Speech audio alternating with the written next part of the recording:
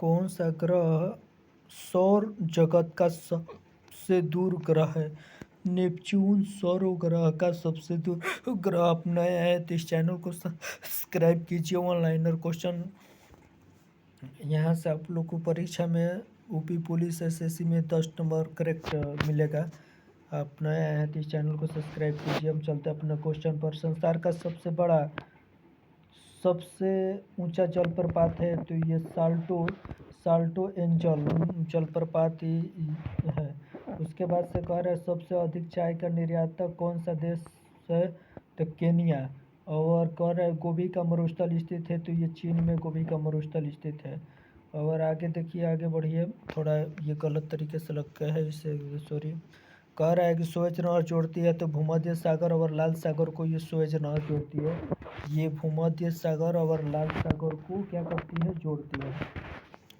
उसके बाद से कह रहा है कि समुद्र तल पर पृथ्वी के केंद्र के सबसे निकटतम स्थान है तो उत्तरी ध्रुव सबसे निकटतम स्थान है। और स्विट्जरलैंड में बोली जाने वाली प्रधान भाषा है तो प्रधान भाषा कौन सी हो जाएगी? जर्मन, फ्रेंच और इटालियन हो जाएगी। और कह रहा है कि पूर्वी समुद्र की स्वामिनी का नाम है तो ये श्रीलंका। ये किसका नाम है? ये श्रीलंका का नाम है। और कह रहा है कि मोना लो वो उदाहरण है तो सक्रिय ज्वालामुखी का उदाहरण है। और टिन मिलता है तो ये पलाशर निक्षेपों में मिलता है। कहाँ मिलता है? ये पलाशर निक्षेपों में मिलता है। और मृदा संरक्षण वह पराक्रम है जिनमें से वो मृदाओं को नुकसान से सुरक्षित किया जाता है। ये मृदाओं के नुकसान को सुरक्षित किया जाता है। और तेज हवा वाली रात्रि में ओस नहीं बनती है क्योंकि वाष्पीकरण की दर तेज होती है। ये वाष्पीकरण की दर तेज हो जाती है। और हमारी आकाशगंगा के केंद्र की परिक्रमा करने में सूर्य को समय लगता है तो 25 करोड़ वर्ष। और न्यूजीलैंड में पाए जाने वाला उड़न विहीन पक्षी है तो कीवी। और उसके बाद से कह रहा है ये न्यूजीलैंड में पाए जाने वाले को कीवी कहते हैं। और परिस्थितिकी संतुलन बनाए रखने के लिए न्यूनतम वन आवरण अनिवार्य है तो संपूर्ण भूमि का 33%। संपूर्ण भूमि का 33%। और पत्थर के कोयले के भंडारण में कौन सा देश संसार में अग्रणी है तो ये चीन अग्रणी है। और सौरमंडल का सर्वाधिक कर्म ग्रह है तो सौरमंडल का सर्वाधिक कर्म ये कौन सा हो जाएगा तो ये शुक्र हो जाएगा। और पृथ्वी को सूर्य की परिक्रमा करने में लगता है तो 365.25 किलोमीटर। और पृथ्वी पर घने वन अधिकतर मिलते हैं तो विषुवत रेखा के पास। और कह रहा है कि विश्व का बृहत्तम डेल्टा निर्मित होता है तो गंगा ब्रह्मपुत्र नदी द्वारा। और कह रहा है कि विश्व की सबसे लंबी पर्वत श्रृंखला है तो एंडीज पर्वत श्रृंखला विश्व की सबसे लंबी है। एंडीज पर्वत श्रृंखला विश्व की सबसे क्या है तो लंबी है। और सूर्य के प्रकाश को धरती की सतह पर पहुंचाने में लगने वाला समय लगभग है तो 2.5 मीटर है। और कह रहा है कि भूपर्वती में सर्वाधिक पाए जाने वाली तत्व है ऑक्सीजन। और गल्फ स्ट्रीम किससे संबंधित है तो एक सागरीय क्या है, एक महासागरीय धारा है। और पिगमी जो निवासी है तो यह अफ्रीका के हैं। उसके बाद से कह रहा है कि किसी स्थान का मानक समय निर्धारित करने का आधार होता है तो ये देशांतर होता है। और माउंट एटना है तो माउंट एटना एक ज्वालामुखी है। और पनामा नहर जोड़ती है तो पनामा नहर ये प्रशांत महासागर और अंध महासागर को जो जोड़ती है। हमारे अंतरिक्ष में कितने तारामंडल है तो 89। और संसार की छत किसे कहते हैं तो पमीर के पठार को। और कह रहा है कि किस वैज्ञानिक ने अपवर्तन चक्र प्रतिपादित किया है, तो पेंक ने। और पृथ्वी के चारों ओर गैसों के समूह को क्या कहते हैं? वायुमंडल कहते हैं। और कह रहा है कि पृथ्वी परिभ्रमण करती हुई प्रति मिनट करीब करीब कितनी दूरी तय कर लेती है? तो 49। और विश्व की सबसे ऊंची चोटी किस प्रकार के पर्वतों में पाई जाती है? तो नवीन मोड़दार पर्वतों में पाई जाती है। और एशिया की सबसे बड़ा जलप्रपात हुंडू किस जगह के पास है? तो ये रांची के पास है। उसके बाद से कह रहा है कि शुष्क भूमि के लिए सर्वाधिक उचित फसल कौन सी है? तो ये मूंगफली है। और अफ्रीका की मूल जनजाति पिग्मी किस नदी घाटी में पाई जाती है? तो कांगो नदी घाटी में पाई जाती है। कह रहा है कि विश्व के विशाल बलित पर्वतों की रचना आज से लगभग कितने बिलियन वर्ष पूर्व हुआ है? तो 60 मिलियन वर्ष पूर्व है। किसका? तो ये इसका बलित पर्वतों का। कह रहा है कि विश्व के विशालतम श्रवण क्षेत्र दक्षिण अफ्रीका में कौन पर्वत श्रेणी अवस्थित है? तो विटवाटरसरैंड। कह रहा है कि विश्व में अधिकतम संभाव्य जल शक्ति वाला कतिपय नदी बेसिन है? तो कांगो और कोलंबिया और यंगटीसी। और कह रहा है कि कौन सा प्रमुख समूहों हमें विश्व की 2/3 जनसंख्या का मधुमक्खी छत्ते की भांति संकेंद्रण देखने को मिलती है? तो कौन देखने को मिलती है? और दक्षिण और पूर्व एशिया में। और इजराइल की उभयनिष्ठ सीमाएं हैं? तो लेबनान, सीरिया, जॉर्डन और मिस्र के साथ।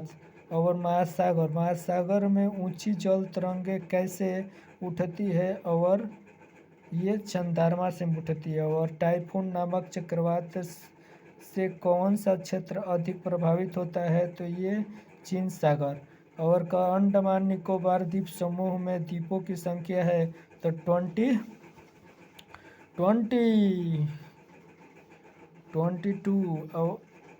कर रहे हैं, 220 है। कह रहा है कि भारतीय मानक समय और ग्रीनविच मध्य समय के बीच कितना समय अंतराल है? तो 5 घंटे 30 मिनट का है। और विश्व में सबसे अधिक कपास का उत्पादन कहाँ होता है? तो ये चीन में होता है। और मौसम परिवर्तन पृथ्वी की गति किस विशिष्टता से होती है? तो सूर्य के चारों ओर परिक्रमा से होती है। और कह रहा है कि दक्षिण अल्पास पर्वत मलाय स्थित है? तो ये न्यूजीलैंड में स्थित है। और हम लोग ये नदी कह रहा है कि भारत के नदियों के किनारे स्थित महत्वपूर्ण नगर के बारे में हम लोग अध्ययन करेंगे। कह रहा है कि आगरा यमुना नदी के किनारे है। तो हम आगरा आ गए, तो ये यमुना नदी के किनारे स्थित हो जाएगा। उसके बाद से कह रहा है औरंगाबाद, ये कोयना नदी के किनारे स्थित है। कटक महानदी के किनारे स्थित है। हरिद्वार हर हर गंगे, ये गंगा नदी के किनारे स्थित है। अहमदाबाद तो साबरमती नदी के किनारे, कोलकाता हुगली नदी के किनारे, गुवाहाटी ब्रह्मपुत्र नदी के किनारे, और जबलपुर नर्मदा नदी के किनारे स्थित है।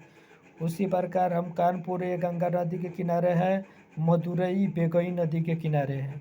तो कह रहे हैं कि कानपुर गंगा नदी के किनारे, मदुरई बेगई नदी के किनारे है, नासिक गोदावरी नदी के किनारे, और पणजी मांडवी नदी के किनारे, उज्जैन क्षिप्रा नदी के किनारे, पुणे मुठा नदी के किनारे, श्रीनगर झेलम नदी के किनारे, सूरत ताप्ती नदी के किनारे, तिरुचिरापल्ली ये कावेरी नदी के किनारे, अयोध्या सरयू नदी के किनारे, और जौनपुर गोमती नदी के किनारे है। उसके बाद से हम लोग आगे देखेंगे डिब्रूगढ़ किस नदी के किनारे है। डिब्रूगढ़ ये ब्रह्मपुत्र नदी के किनारे स्थित है। और कोटा चंबल नदी के किनारे स्थित है। और श्रीरंगपट्टनम कावेरी नदी के किनारे स्थित है। दिल्ली यमुना नदी के किनारे स्थित है। पटना गंगा नदी के किनारे स्थित है। पंडपुरम ये भीमा नदी के किनारे स्थित है। और हैदराबाद मूसी नदी के किनारे स्थित है। और संभलपुर ये महानदी के किनारे स्थित है। और विजयवाड़ा ये कृष्णा नदी के किनारे स्थित है। बद्रीनाथ ये अलकनंदा नदी के किनारे स्थित है। ये क्वेश्चन अच्छा लग रहा है तो इस चैनल को सब्सक्राइब कीजिए। उसके बाद से कह रहा है कि पटना पटना किस नदी के किनारे स्थित है, तो पटना ये गंगा नदी के किनारे स्थित है। और पटना गंगा नदी है। और इलाहाबाद गंगा यमुना के संगम पर स्थित है। बद्रीनाथ अलकनंदा नदी के किनारे स्थित है। और लखनऊ गोमती नदी के किनारे स्थित है। और बनारस गंगा नदी के किनारे और अजमेर लूनी नदी के किनारे स्थित है। ये महत्वपूर्ण क्वेश्चन आप लोग को हरदम कुछ न कुछ देकर ही जाएगा, तो इस चैनल को सब्सक्राइब कीजिए। बिना अपने समय को कह रहा है कि वोल्गा नदी गिरती है तो कैस्पियन महासागर में। वोल्गा नदी कहाँ गिरती है, तो वोल्गा नदी एक कैस्पियन महासागर में गिरती है। अफ्रीका देश जाम्बिया में तांबे के विलुप्त भंडार है, फिर भी इस देश की आर्थिक प्रगति नहीं हो सकी क्योंकि यहाँ समुद्री बंदरगाह नहीं है। और उसके बाद से कह रहा है कि उस नदी का क्या नाम है जिसके तट पर फ्रांस की राजधानी पेरिस नगर बसा है, तो ये पेरिस नगर बसा है। कौन सा सीन नदी है। कह रहा है कि विश्व के सबसे बड़ी ताज़ा पानी की झील कौन सी है, तो ये लेक सुपेरियर झील है। और दक्षिणी अमेरिका का वह कौन सा नगर है जो अपनी चौड़ी सड़कों के कारण अमेरिका का पेरिस कहलाता है, तो रियो डी जेनेरिया। और प्रवाल द्वारा निर्मित ग्रेट बैरियर रीफ स्थित है, तो कौन स्थित है, तो ये क्वींसलैंड स्थित है। ये कौन स्थित है, तो क्वींसलैंड। उसके बाद से कह रहा है कि वह बड़ा द्वीप जहाँ एस्किमो रहते हैं, तो ग्रीनलैंड एस्किमो रहते हैं। और आर्कटिक महासागर प्रशांत महासागर को जोड़ने वाली जलडमरू है, तो ये बेरिंग जलडमरू है। उसके बाद से कह रहा है कि विश्व का सबसे अधिक लवणीय सागर है, तो लेक वन है। और कह रहा है कि ओजोन निक्षेपण क्षीणता का प्रत्यक्ष प्रभाव है, तो ये जलवायु का प्रत्यक्ष प्रभाव है। उसके बाद से कह रहा है कि हवा जल मिट्टी और सेल निर्मित जीवमंडल की औसत मोटाई है, तो ये 30 किलोमीटर। और मानव द्वारा बनाए गए उपग्रह अवस्थित होते हैं तो एक्सोस्फीयर में। और आगे कौन सा उपयोग कह रहा है कि इसका उपयोग मिट्टी की लवणता व क्षारीयता की समस्याओं को दीर्घकालीन हल है, तो किसका हल है, तो ये जिप्सम का हल है। और कह रहा है कि दिन और रात जिस कारण होते हैं, तो वह भूमध्य परिभ्रमण के कारण और अप्रत्यक्ष उच्च ज्वार उत्पन्न होने का कारण है, तो ये क्या है हो जाएगा, पृथ्वी का अपकेंद्रीय। उसके बाद से कह रहा है कि एक स्थान जो सही अक्षांशीय स्थिति हो सकती है वह है 45 डिग्री दक्षिण। उसके बाद से कह रहा है कि अपवाह क्षेत्र की दृष्टि से विश्व की सबसे लंबी नदी अमेजन नदी हो जाएगी। अपवाह की दृष्टि से सबसे लंबी नदी। अधिकांश मौसम गतिविधियाँ जिस वायुमंडल परत में होती है वह है तो क्षोभ मंडल। वो क्या हो जाएगा, ये क्षोभ मंडल होता है। क्वांटा मैदान जिस देश में है वह है, तो वह कौन सा है, तो ये जापान है। कौन सा हो जाएगा, ये जापान हो जाएगा। और उत्तरी अंटार्कटिक प्रवाह द्वारा सर्वाधिक लाभान्वित होने वाला देश है, तो कौन सा है, ये नॉर्वे हो जाएगा। और काला सागर में गिरने वाली नदी है तो निपर और लिस्टर, ये काला सागर में गिरने वाली नदी हो जाए। और आंतरिक सागर है तो आंतरिक कैस्पियन सागर आंतरिक सागर है। और जुलू एक जाति है जिसका संबंध किससे है, तो दक्षिण अफ्रीका से संबंधित है। और आगे इसी तरह क्वेश्चन को देखें। कह रहा है कि विज्ञान के किस क्षेत्र में आप हाइट बर्फ के बारे में सीखेंगे, तो खगोल शास्त्र के बारे में हम लोग क्या करेंगे, सीखेंगे। और विश्व में केले का सबसे बड़ा उत्पादक है तो भारत। और महाविस्फोटक सिद्धांत संबंधित है, तो महाविस्फोटक सिद्धांत ये ब्रह्मांड की उत्पत्ति से संबंधित है। और इसी प्रकार हम लोग आगे क्वेश्चन को देखेंगे। विश्व में जल संसाधनों का लगभग कितना परसेंट भारत में उपलब्ध है, तो ये 15%। ये क्वेश्चन अच्छा लगा तो इस चैनल को सब्सक्राइब कीजिए। जय हिंद, जय भारत।